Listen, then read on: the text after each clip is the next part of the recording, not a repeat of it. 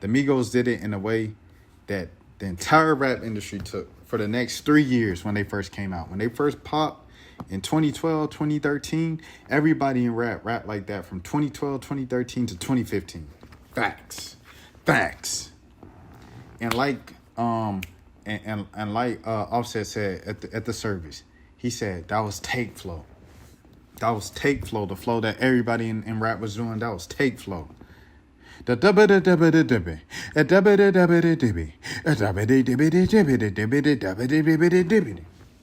so the fact that you benefited and made millions off of this man's flow. What's up?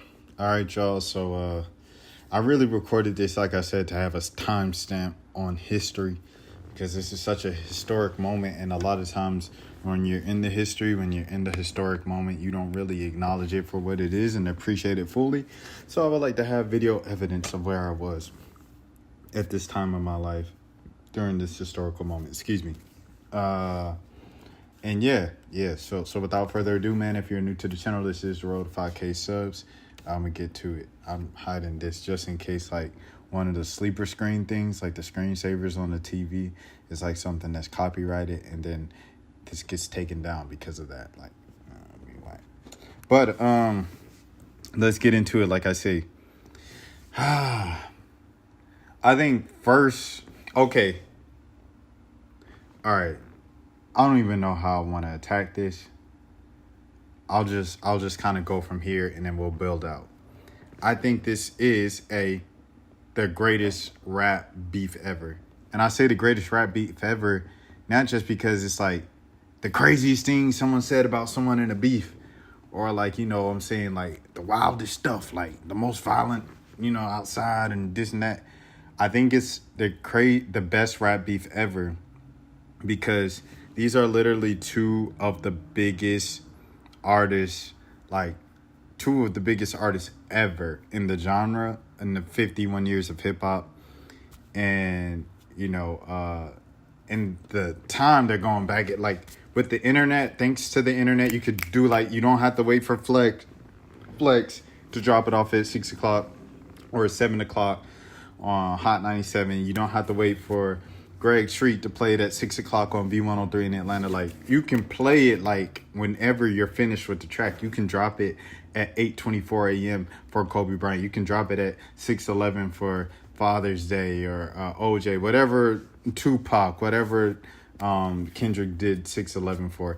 And you know what I'm saying? So you can do all of these things at these strategic times and unravel it, unroll it, enroll it, however you say, roll it out, if you will, in a clever way. Because of the internet, you can upload it when you want to. You have so much power in your hands with this thing that we're using and you know, it allows information to travel across the world, and the light second and everything like that. So I think those are just some of the reasons why this is the best rap beef ever.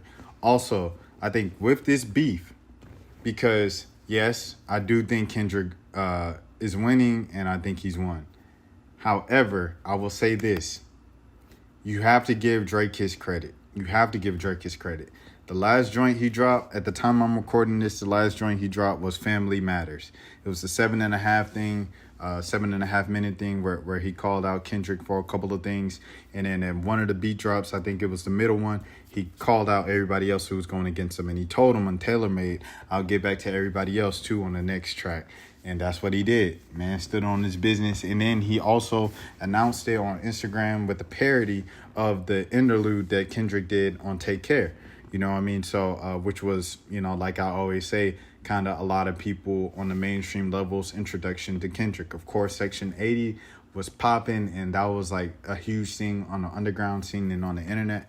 But in terms of just most hip hop listeners and kind of like mainstream audiences, in 2011, that Take Care interlude by Kendrick Lamar was many people's introduction to Kendrick Lamar. Okay, so now let's bring it back. I think with this, you have to... Oh, yes. I said all that to say salute to Drake for, you know... I thought Tailor Made was very clever. just doing the AI thing with the entire discussion of, is this AI leaked? Is this real? Is this AI? Is this leaked? So him doing the AI thing to the point where it was kind of laughable and like fake, you know, you knew it was AI, it was so bad. I think him doing that was just very clever and creative. And then the first one, the Push-Ups. I thought Push-Ups was a catchy record. It had the energy of the back-to-back. It wasn't quite as good as back-to-back, but it had the energy of back-to-back. You know what I mean? And yeah. So I really rock with that. I think that's his probably second best diss record ever. And then probably the last one, Family Matters, is probably number 3. And back-to-back's number 1, of course. So salute to Drake. And then also salute to Drake for, you know, for All the Dogs. He released For All the Dogs. Joe Budden goes crazy on him, goes off on him, says, it sounds like some young people stuff. You're hanging around Yachty, you hanging around Teasel Touchdown, you're trying to appease to the kids too much, as opposed to just making good 37-year-old music. And you're 36, 37 years old making this young kid music. And Drake comes back with Scary Hours 3, and he's rapping his behind off, and Drake hasn't rapped like that in years consistently on every single track. He's always thrown in like some radio stuff, and even on that one he had, you know, You Broke My Heart, you know, which was kind of like a radio record, but at the end of the day, on a base level of that kind of collection of music, it was rapping. Every time Drake has been called out for his rapping ability recently, he's really taken pride in it, and he's really just put the bootstraps in, headed to the studio, and rap. And he's never backed down. He's never shied away. He's never, oh, no. I'm too big for that. I'm too... And that's the type of stuff that is made of GOATs. You know what I'm saying? And I don't even like saying GOATs, because GOAT, literally the acronym of GOAT is greatest of all time. And it's not greatest of all times with an S. It's greatest of all time. One, singular. So, but one of the greats. The greats, you know, they don't back down to the competition. They embrace it regardless of how big they get, because that's how you become the GOAT. That's how you become a great. So salute to Drake. That's the prerequisite. I think this beef now puts Kendrick Lamar number 1. Not just right now in the big 3 or the big 2 now, because Cole took himself out, but all time. I think Kendrick is the greatest rapper of all time now. You look at the longevity, you look at his skill level, you look at he was being battle tested by the freaking most popular, like, it's like Taylor Swift or Taylor Swift. If Taylor Swift was a rapper, it'd be like Drake, bro. Like, his popularity is beyond, like, you can go anywhere, play Started from the Bottom or God's Plan or something like that. You know, and it's always going to ring off, like, anywhere in the world almost, especially if everybody in the room's under the age of 40. Like, Drake's popularity and his notoriety and his fame is something that you won't see in hip-hop and rap in a long, long time. So the fact that Kendrick took that on, as many other people have, but he didn't just take it on, he won, and Drake respected him and went back and forth with him, because salute to Push won as well. But they went back and forth head to head. They were even level and everything like that. It wasn't kind of quite like Ye, because Ye, I love Ye, everything like that. I think lyrically speaking, he's a bit past his prime, and I think people can agree with that. Still makes good music, still has a hit from time to time, just had his first number 1 and since Taylor Swift incident in 2009. But lyrically speaking, just overall, Ye is past his prime. So, the whole Drake versus Ye thing was like, Ye might make better music, but Drake is, if you just talking about like bar for bar, Drake is gonna get you every time. So, and that's why people were like, is J. Cole gonna respond to Ye? Because Cole can body Ye. But yes, I say all this to say, we have to put Kendrick 1 and Cole 2. A lot of times, I know in my personal list, I always had, some variation of Big and Pop at 1 and 2. And, and I did that because, not just because of their skill or anything like that, but because of like how big they were, bro. How big they were, and the fact that you could play their stuff everywhere. Like, you could play That's Just the Way It Is, Things Will Never Be the Same, or Dear Mama at like family friendly events, and then you could play Big, We Just Want to Party and Bull and Pod, and then Juicy, and you could play like all these like records and parties, but like he's also like it's rapping, you know what I mean? So it's like Biggie, can't you? Like another party record that they still play to this day, like it just came out, you know what I mean? So I say all that because he's rapping. Pot was rapping, has a message, good storyteller, and classic albums. Big classic albums, can rap, has party records, has records for different type of demographics, and that's what made those guys GOATs. Jay-Z, very long career, things like that. I didn't like Jay-Z for a long time for like personal reasons and stuff like that, but you know, we can't deny the longevity and just his ability to rap. You know, doing it off top of the dome, no written, you know what I'm saying, one take every time. Lil Wayne, same thing. Hold on.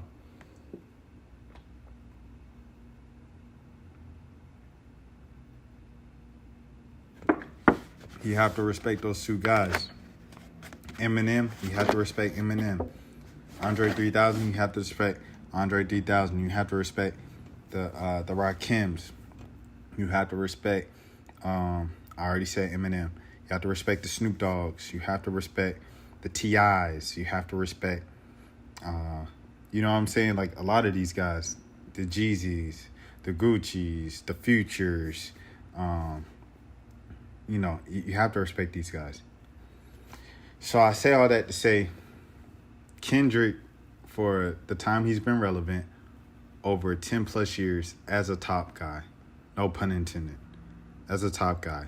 So is Drake, over 10 plus years as a top guy. Cole, over 10 plus years as a top guy. At some point, you do have to start moving those guys into the legendary conversations, because these are runs in a genre that's only 51 years old that just hasn't really been seen that often.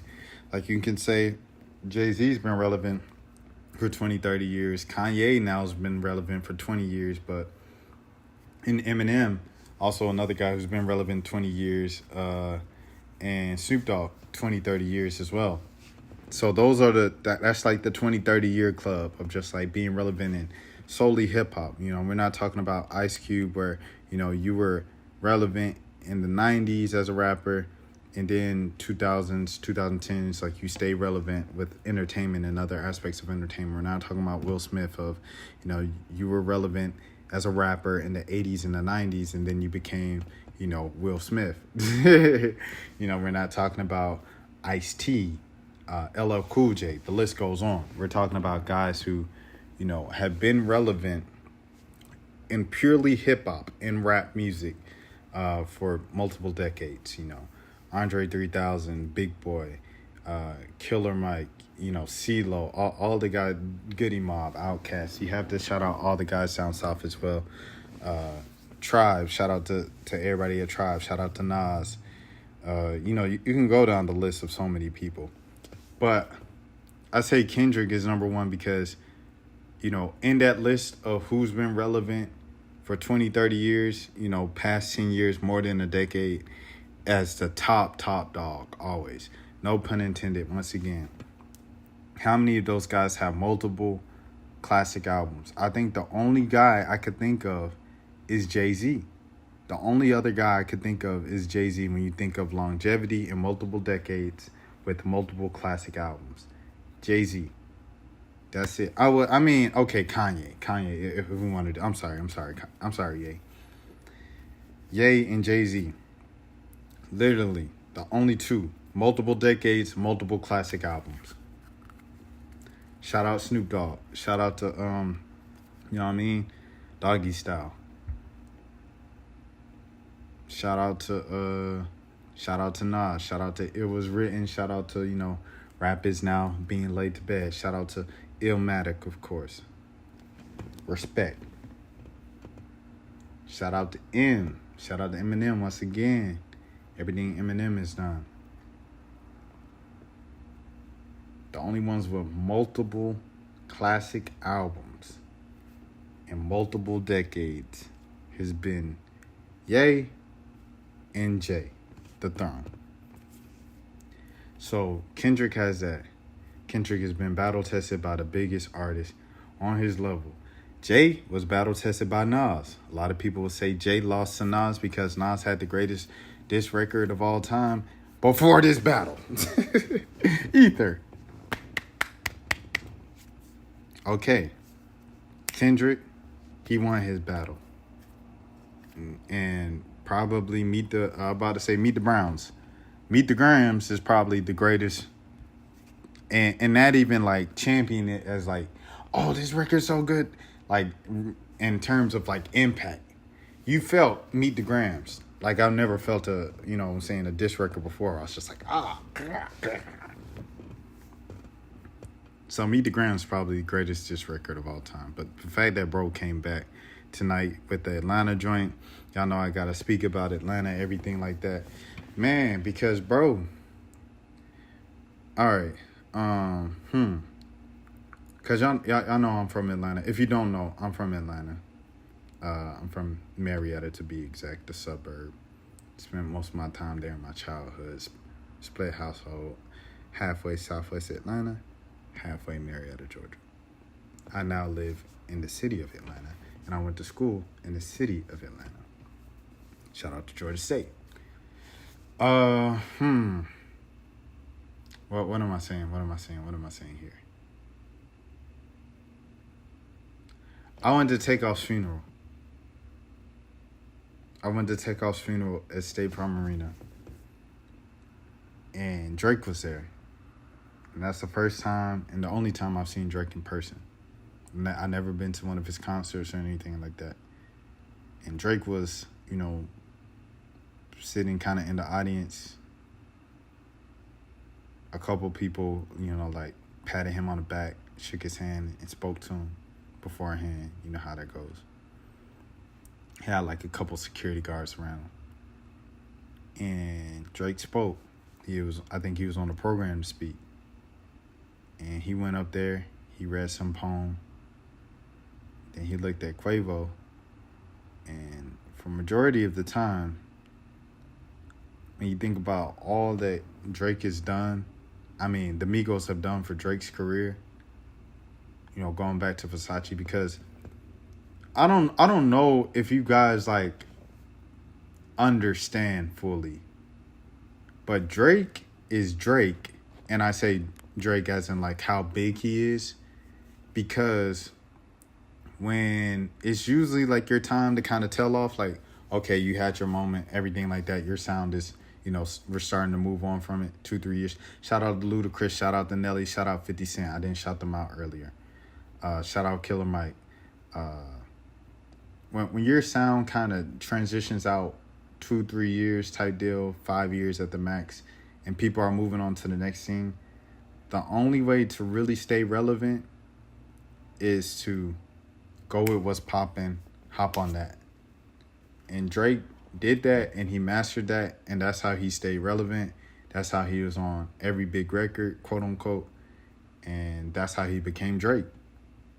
Because if he didn't do that, it would have been over for Drake shortly after, say, a Headlines or Find Your Love, or even you could say Nothing Was the Same would have been his last joint. 2013, where he was hot and everything like that. But even then, he was pivoting to like, kind of Future and everything like that was popping, with Ish, the song Ish and stuff like that. And then, Drake hops on the Ish remix. I think that was the same kind of around the time of Move That Dope and stuff like that. And then Drake kind of made his own version with Worst Behavior. Blah, blah, blah, blah. It's like the same cadence and sound and feeling of Future song Ish with Mike Will. So, this is a time Mike Will's coming up. I'm saying all this to say Drake has benefited from going to what's hot. And who's hotter, what city, what place is hotter than Atlanta. Pretty much what Kendrick said, bro. What Kendrick said is 100% true. Anyways, just run back to it. Everything that Migos did for Drake, hopping on Versace, being cool in that community and everything like that, kind of being one of the first ones on the wave, because Migos was booming in Atlanta. Like, they were buzzing. Like, Bando was going crazy in Atlanta. Like, in class, tried out the band. Like, that's all you hear, kids singing and stuff like that. And then, you know, Versace also had its own kind of buzz. But when Drake hopped on Versace, whew, Migos went out of here. But also Drake benefited from that as well, because that was one of his biggest hits of the summer, was the Versace remix. His biggest verses of the summer. Then, you know, I think he ended the summer with Stay True, That's On Me. You know what I'm saying? So, like, that's pretty much how Drake did what Drake did, bro. Especially at that time, 2013 and everything, because I felt like that's when he was really, like, leaning into it, of hopping on remixes and doing stuff like that. Which he, you know, also kind of got from Lil Wayne, you know, his mentor and stuff like that. So I get it. But okay, here we go. Everything that Migos did for Drake, you know, Drake leaving them kind of left out to dry. Migos kind of fell off, or not even fell off. They had a little quiet moment, and then they came back. I'm gonna have to knock it out. Like, you know what I mean? Like, they just stayed around. Like, long live Tate, by the way. And, you know, Drake picks him up again. When they get hot, Donald Glover wins the Golden Globe, says Migos has the best record in the world. Migos go up like this once again. They become the hottest thing in the world. Drake is like, hey, guys, remember me, your old friend, Drake? You know, and, so then, you know, he brings them on for the Drake and the Migos tour, arena tour. And Migos were the biggest, hottest thing in the world right at that moment. And Drake was just kind of like, you know, we put our forces together. We make a lot of money on tour. I say this to say this.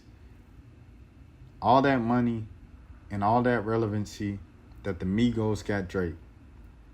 And it takes going home service. Like I said, he read the poem. And then it was almost like the rest of the time, he pretty much talked about his relationship with Quavo, as opposed to like the Migos, or even forget the Migos and Quavo, Takeoff.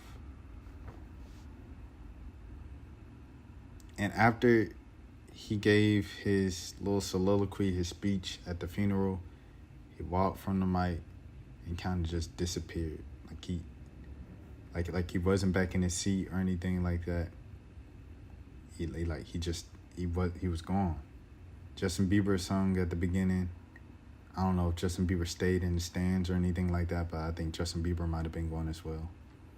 Everybody else kind of stayed. Chloe Bailey sung, she stayed. Yolanda Adams sang, she stayed. You know what I mean? It's kind of a sad service. It was different. It was unique though. It was definitely a Migos service and everything like that. I think Offset left. And I think probably Cardi B left with them. But Cardi B came in crying, man. She came in crying. And Offset was crying too when he was speaking. But before I just get too sad on this, it was just something I just thought about. And it might not have been that deep. It might have just been something that was real. Because, you know, Drake interacts with so many people, this and that. But I just feel like that dude, Takeoff, like, because, like Kendrick said, like, you go to Atlanta to steal the sauce. One of the things, you ain't just, like, sit next to the Migos and everything like that. Like, you took their flow. Around that time, that 2013 era when Migos first came out and everything like that, the triplet flow was already a thing in hip-hop, for sure. The Migos did it in a way that the entire rap industry took for the next 3 years when they first came out. When they first popped in 2012, 2013, everybody in rap rapped like that from 2012, 2013 to 2015. Facts. And like Offset said at the service, he said that was take flow. That was take flow, the flow that everybody in rap was doing. That was take flow. The